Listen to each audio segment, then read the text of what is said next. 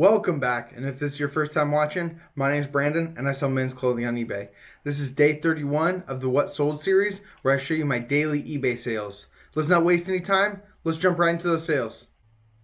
Our first sale of the day was a vintage Polo Ralph Lauren Harrington jacket. It took 16 days to sell and it sold for a best offer of $25 plus shipping, and that was with a few marks on the back of it. These always sell really well in the $30 to $40 range.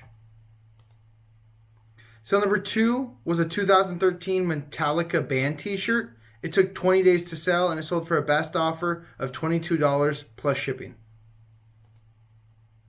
Sale number 3 was this Lacoste lightweight hoodie. It did have a little tear in the neck. It took 21 days to sell and it sold for a best offer of $12 plus shipping. Sale number 4 was an English laundry button-up shirt. It took 6 days to sell and it sold for full price $25 plus shipping. I don't pick up very much English laundry stuff. It doesn't usually sell that well, but this one was a John Lennon collab, and I noticed the embroidery on it and looked it up, and the sell-through rate was great, so here it is, selling for 25 bucks in 6 days. Sale number 5 was a pink golf polo in a big size, men's 3XL. It took 1 day to sell and it sold for a best offer of $20 plus shipping. Sale number 6 was a Pendleton flannel shirt in a men's medium. It took 39 days to sell and it sold for a best offer of $25 plus shipping. Sale number 7 was a Polo Ralph Lauren flannel shirt. It took 33 days to sell and it sold for a best offer of $27 plus shipping. This one did have the elbow patches on it, so it sold for a bit more than some of the others. Sale number 8 was a Fox Racing button-up shirt in a good size, a men's XL.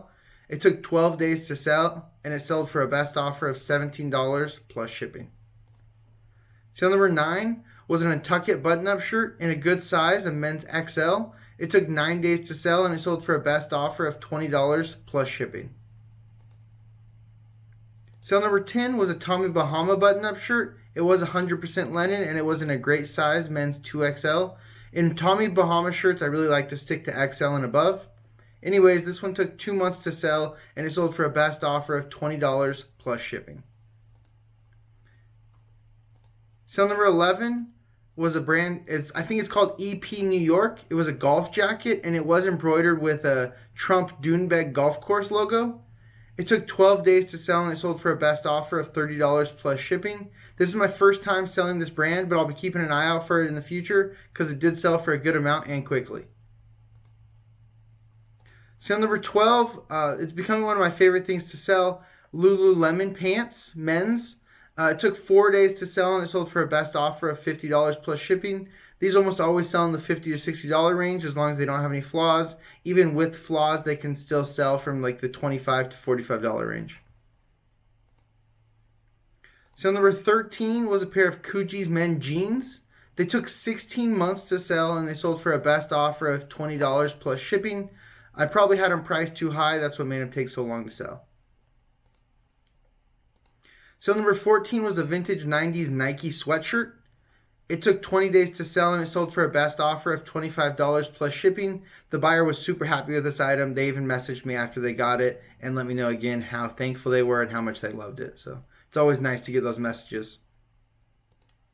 Sale number 15 was a Nike t-shirt. It wasn't a great size, men's 2XL, and it was also a great print camo. Most camo things tend to do better than non-camo things. Anyways, this one took 6 days to sell and it sold for a best offer. Actually, it sold for full price, $20 plus shipping.